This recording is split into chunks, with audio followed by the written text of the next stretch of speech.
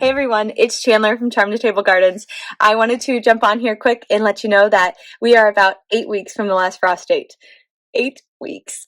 Basically, that means that spring is starting now, and we can start seeds indoors. And seeds indoors are really important for cut flower gardeners because a lot of the filler flowers that you'll need for bouquets really have to get started indoors. So I didn't want you to miss this, and I had a lot of people asking me last year about how to start seeds indoors. So I figured I'd give you a quick view of kind of the setup, and I thought if this was a cooking show, you know how they always say things like like the amount of prep time and then how long it takes to cook.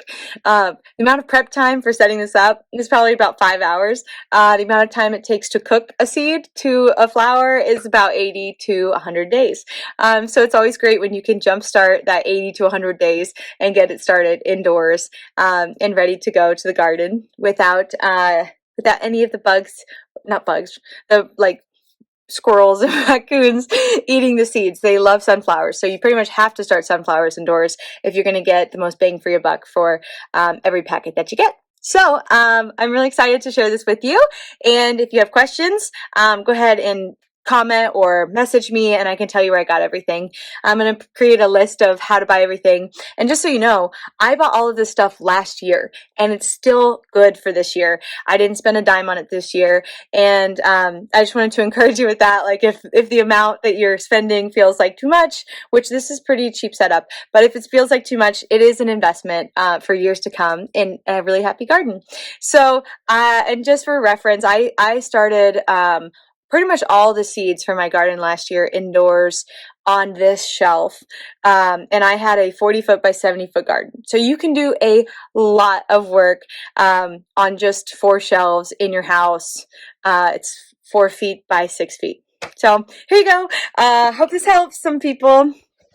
And also, like, if you aren't a gardener, I just want to warn you that this is going to look like a 5th grade science experiment or worse, a messy basement. But for those of you who are gardeners, stick with me. It's really exciting. So this is the setup of an indoor seed starting area. And some key things to note are this is the germination station down here. And you can see I've got it's kind of hard to see it. I'll take some light. So you can see it's the heating pad on the bottom, a tray, and a dome.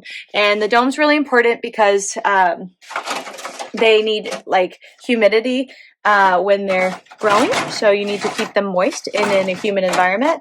And then the heating pad's important because a lot of seeds germinate with heat.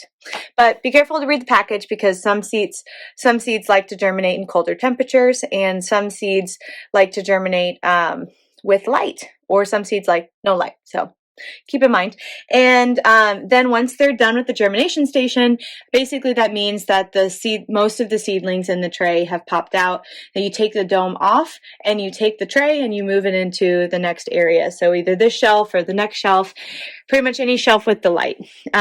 Some other key important things for the setup are I use a chain with an S hook. And the reason I do this is because you want to always have the seedling 3 inches away from the light.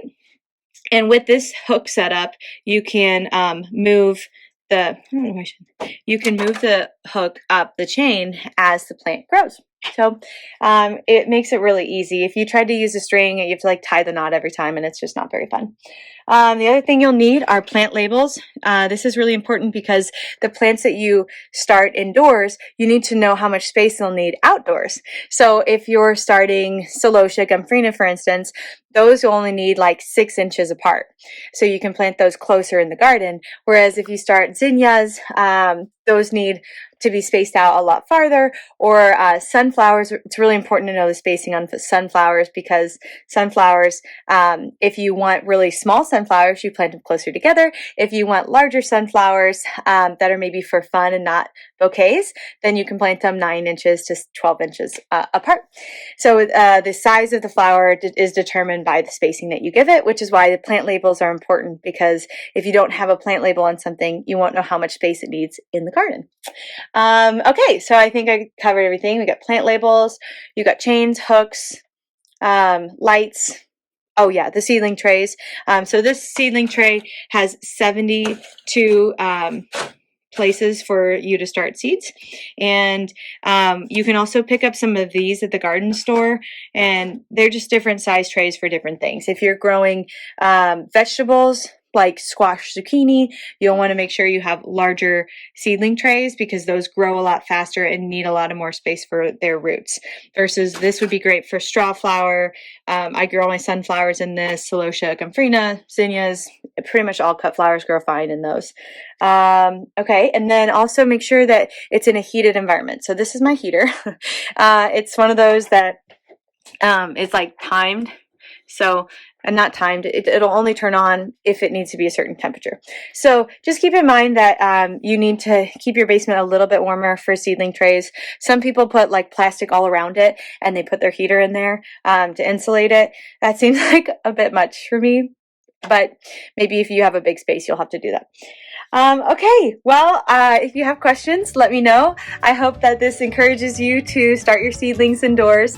And if you're still with me, good luck. I really hope that everybody can just have beautiful flowers on their table. And most importantly, my favorite part of it is the ability to give flowers to people who maybe have a hard day or did something really nice for you, or I don't know, I brought flowers to my grandma's a lot, and my mom, and I don't know, it's just something fun to do. So I hope that everybody can grow beautiful flowers this summer.